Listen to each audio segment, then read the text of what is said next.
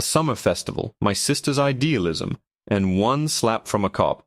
That's all it took for our perfect Saturday to explode into a desperate fight for justice against unchecked power. The scent of kettle corn and grilled hot dogs hung heavy in the summer air, a perfect backdrop for a perfect Saturday. My little sister, Maya, was practically vibrating with excitement. At 16, she was the newly elected president of her high school's social justice club, and today was their first big event.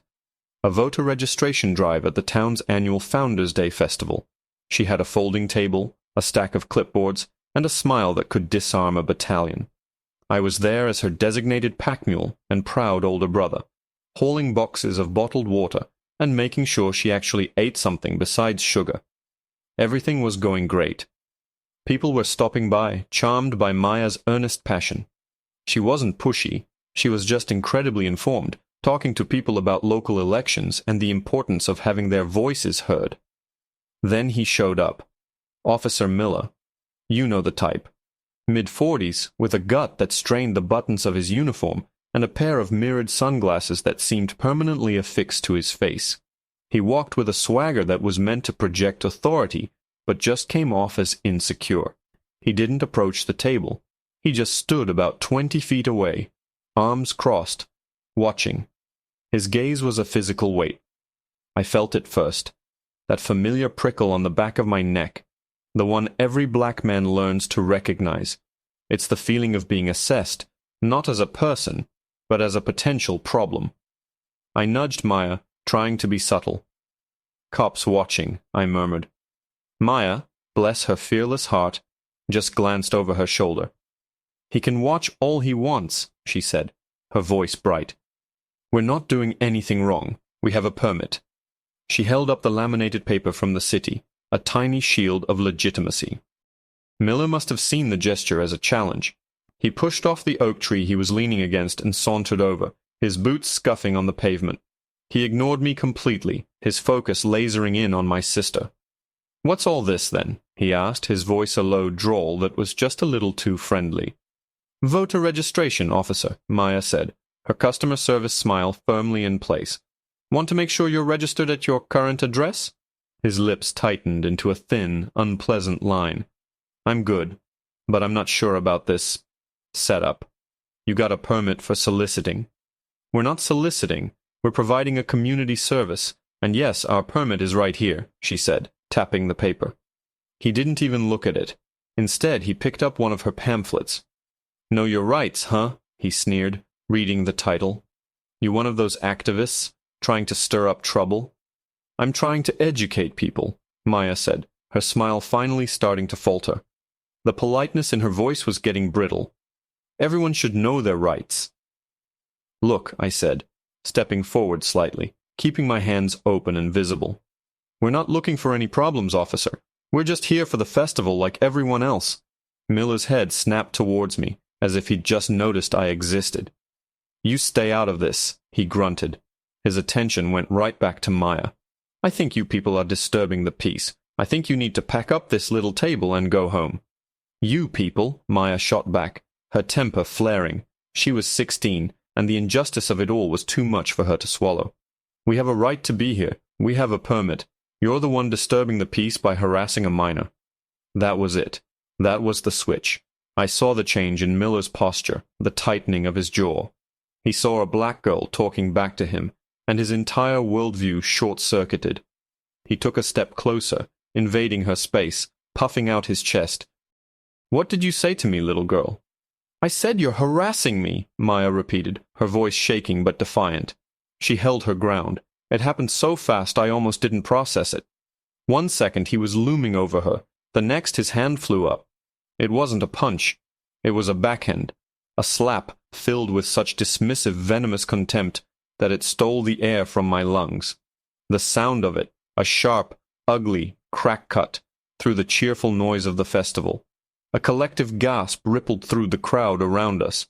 Maya stumbled back, her hand flying to her cheek, where a bright red mark was already blooming. Tears welled in her eyes, born of shock and humiliation more than pain. My blood went supernova. Every protective instinct in my body screamed at me to launch myself at him, to tear him apart. But a primal, deeper instinct, the one that had been drilled into me since I was a boy, screamed louder. Don't touch him. Don't move. Don't give him the excuse. Instead, I pulled out my phone. My hands were shaking so hard I could barely unlock it, but I hit record.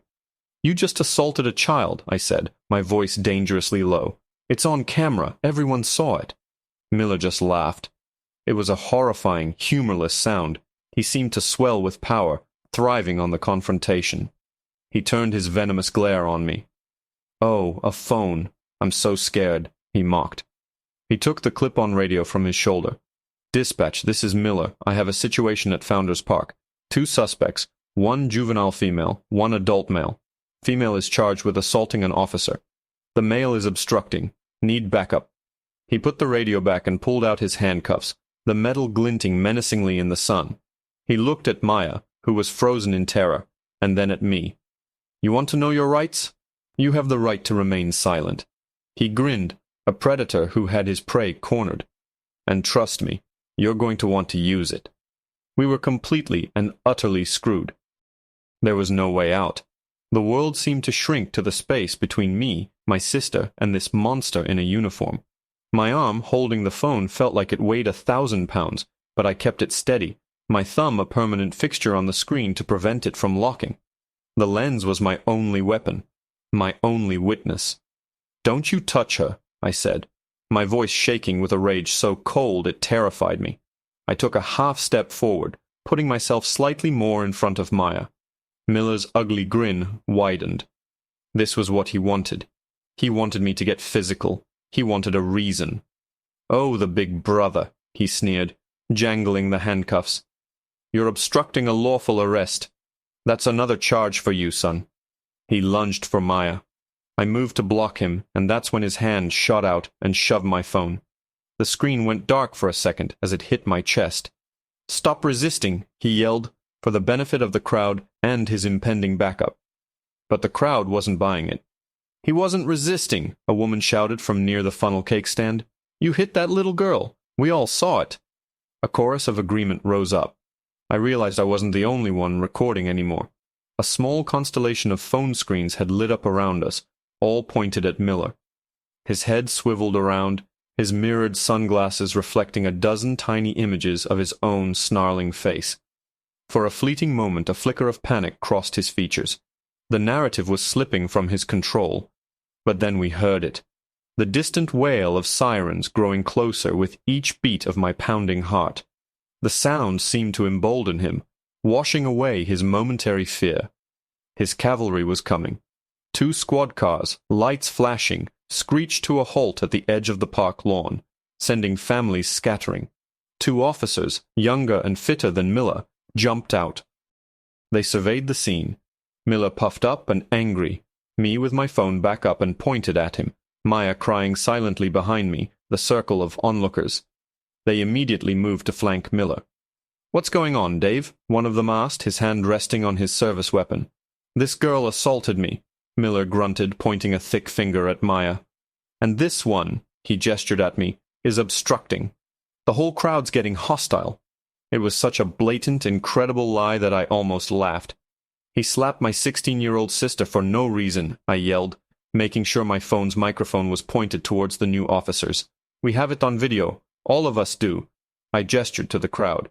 The second officer, a man with a severe haircut and emotionless eyes, turned to me. Sir, I'm going to need you to put the phone down and step away from the scene. His tone was flat, robotic. He wasn't asking. I am the scene, I shot back. And this is evidence. I'm not putting it down. This was it. The moment of no return. They were going to take me down. I could see it in their eyes. The first officer started moving towards me, pulling out his own set of zip ties. Last chance, pal, he said. I braced myself, trying to angle my body to protect Maya. I was going to be arrested. We both were. They would take our phones, delete the videos, and create a report so full of lies we'd never see daylight. The word of 3 cops against 2 black kids. It wasn't a fight we could win. Maya let out a small sob behind me, a sound that broke my heart into a million pieces. It was over. And then, through the sound of the crackling police radios and the murmuring crowd, came a different sound. It wasn't a siren. It was the smooth, powerful purr of a high-end engine. A vehicle was approaching, moving slowly but with an undeniable sense of purpose, parting the crowd not with a siren, but with its sheer presence. It wasn't a squad car. It was a long black SUV with tinted windows, the kind that absorbs light and looks like it belongs in a motorcade. It had government plates. It pulled to a stop directly behind the two squad cars, its silent authority making the flashing police lights look garish and frantic. Miller and the other cops paused, their heads turning in unison towards the vehicle. Confusion rippled through their ranks. This wasn't part of the script. The driver's side door opened, and a man in a crisp, dark suit and an earpiece stepped out. He scanned the scene with a quick, professional gaze, his eyes lingering on Maya's red cheek and my phone before settling on Miller. He didn't say a word. He just walked to the rear passenger door and opened it. A polished black shoe was the first thing to emerge from the SUV. It was followed by a perfectly creased trouser leg, and then the man himself. He was tall, impeccably dressed in a tailored navy suit that screamed money and power. He had a salt-and-pepper beard, neatly trimmed, and a face I recognized instantly, not from around town, but from every news channel and billboard in the state. My heart lodged itself somewhere in my throat. It was Governor Thompson. He didn't look at us. He didn't look at the crowd. His eyes, sharp and intelligent, were locked on Officer Miller. The air crackled. The festival music seemed to fade into a distant hum. Even the police radios fell silent. It was as if the world was holding its breath. Governor Thompson took 2 deliberate steps forward, his security detail moving with him like shadows. "Officer," he said, his voice calm but carrying an authority that made the cops' blustering seem childish. "What precisely is going on here?" Miller was dumbfounded. His jaw worked for a moment, but no sound came out. He looked like a fish that had just been yanked out of the water. He straightened up, puffing his chest out in a pathetic attempt to reclaim some semblance of control. "Sir, Governor," he stammered, his bravado evaporating like mist. "We have a situation here. This young lady assaulted an officer of the law." The governor's gaze finally shifted, moving from Miller to my sister. He saw her tear-streaked face, the livid red handprint on her cheek. His expression, which had been stern, hardened into something colder, something dangerous. He looked at her not as a suspect or a juvenile female, but as a child who had been hurt. He then looked at me, at the phone I was still holding, my knuckles white. "Assaulted you?" the governor repeated, his voice dropping an octave. He turned his piercing gaze back to Miller. "Explain to me how this child, who can't weigh more than 100 pounds, managed to assault you." She was belligerent, sir. Uncooperative.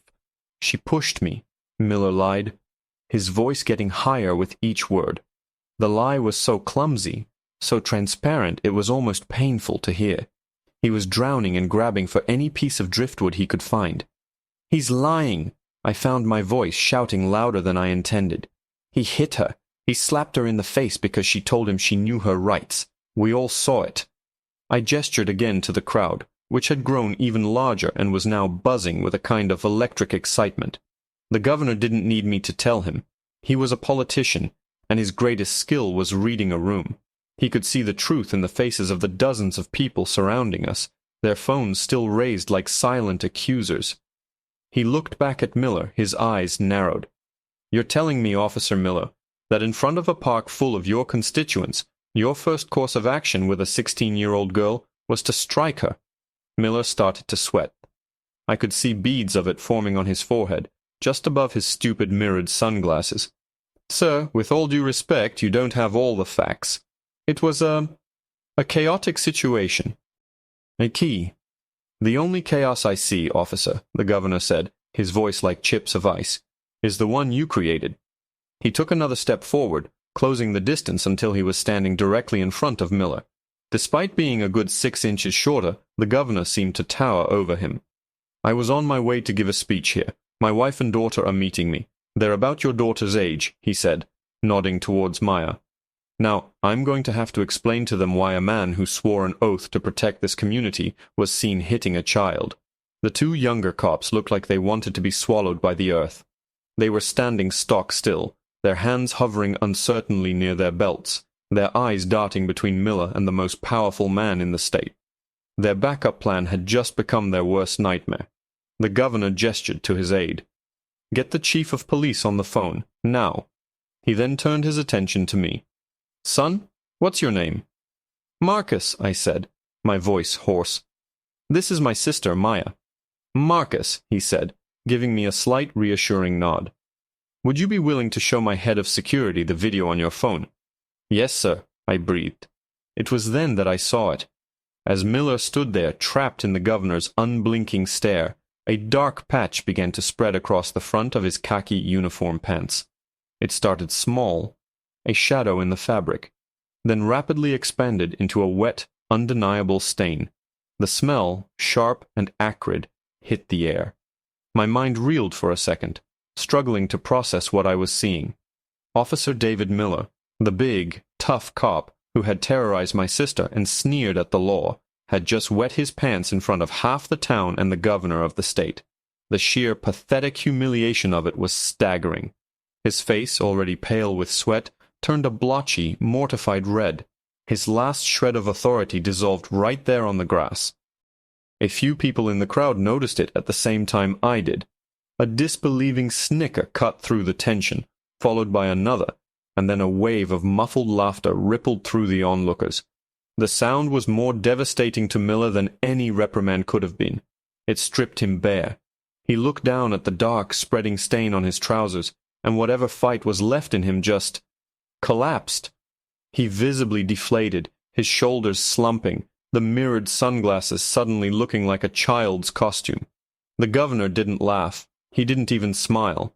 He simply looked at the pathetic display with a kind of weary disgust. "Officer," he said, his voice flat and final, "you and your men can leave. Now. The state police will take over from here." The two younger cops looked immensely relieved. They practically dragged a catatonic Miller back to their squad car, the jeers and phone cameras of the crowd following them every step of the way. They didn't even bother turning their sirens on as they pulled away, just slinking off into the afternoon traffic. Once they were gone, the governor turned his full attention to us. The intimidating public figure vanished, replaced by a man who looked like a concerned father. "Maya," he said gently, his voice softening, "are you all right?" Maya, who had been hiding behind me this whole time, peeked out. She nodded, wiping her eyes with the back of her hand. The red mark on her cheek stood out starkly against her skin. The governor's jaw tightened as he looked at it. "My security team includes a paramedic. I'd like him to take a look at you, if that's okay," he offered. Maya just nodded again, still too overwhelmed to speak. The aide who had been on the phone came back. "Chief Wallace is on his way to your office, Governor. He sends his profound apologies." "He can offer his apologies to this young lady," the governor said, his gaze not leaving Maya. He then looked at me. "Marcus, I cannot thank you enough for your courage, for keeping your head, and for documenting what happened here. That takes a strength many people don't have." I just managed a nod, my own adrenaline finally starting to recede, leaving me shaky. I showed his head of security the video, and he took a copy using a small device. Several people from the crowd came forward, offering their own footage. Within minutes, the governor's team had an airtight case from a dozen different angles. The governor's wife and daughter arrived a short while later, their expressions shifting from cheerful anticipation to shocked concern as they took in the scene. The governor spoke to them quietly, and his wife, a kind-faced woman, immediately came over to Maya, putting a comforting arm around her shoulder and speaking to her in a low, soothing voice. We spent the next hour with the governor and his team. They took our official statements. They assured us that Miller would not just be suspended, but fired and prosecuted to the fullest extent of the law. The governor gave me his personal cell phone number. "If you or your family need anything at all, you call me directly," he insisted. By the time we packed up Maya's voter registration table, the sun was beginning to set. The festival was winding down, but the story of Officer Miller was just beginning to catch fire online. The videos, including mine, had gone viral. Cop Pants was trending on Twitter. Driving home, Maya was quiet. She held an ice pack to her cheek, a gift from the governor's paramedic. I was so scared, Marcus, she finally whispered into the silence of the car. I know, kiddo, I said, reaching over to squeeze her hand. I was too. But you were so brave. You stood up to him. You didn't back down. He was going to arrest us, she said, her voice trembling. Yeah, he was, I admitted. But he didn't win, Maya. You won. What you are doing today? Registering voters, making sure people's voices are heard. That's the real power. It's more powerful than a bully with a badge, and it's definitely more powerful than a governor in a suit. A small smile touched her lips. The governor was pretty cool, though. Yeah, I laughed. The governor was pretty cool. The next few weeks were a whirlwind. Officer Miller was fired and charged with assault and perjury. The 2 officers with him were placed on permanent desk duty, pending an internal affairs investigation for attempting to cover it up. The town's police chief issued a public apology. But the best part, the most satisfying resolution of all, came about a month later. Maya's voter registration drive became legendary at her high school. Inspired by her story, dozens of kids joined her social justice club. For the next local election, they partnered with the governor's office for a statewide youth voter initiative. Maya, my brilliant, brave 16-year-old sister, stood on a stage next to Governor Thompson and gave a speech about the importance of knowing your rights and holding power accountable. Her voice didn't shake. Her smile was confident and bright. And as I stood in the crowd, watching her inspire hundreds of people, I knew that the ugly memory of a slap in the park would never define her. What would define her was the moment she refused to be silenced.